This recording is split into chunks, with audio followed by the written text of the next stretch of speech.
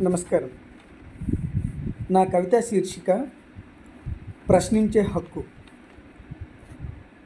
నీకెక్కడుంది ప్రశ్నించే హక్కు? ఎప్పుడో పోగొట్టుకున్నావు. ఇప్పుడు ఆ హామీ నెరవేర్చలేదు, ఈ హామీ నెరవేర్చలేదు అని గొంతు చించుకుంటావెందుకు?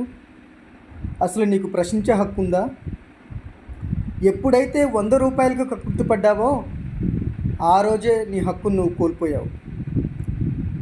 ఏ రోజైతే నీ ఓటును సంతలో సరుకులా బేరం పెట్టావో ఆ రోజే నీ భవిష్యత్తును తాకట్టు పెట్టావు. కులం చూసి ఏ రోజైతే జిందాబాదులు కొట్టావో అప్పుడే నువ్వు బానిసగా మారిపోయావు.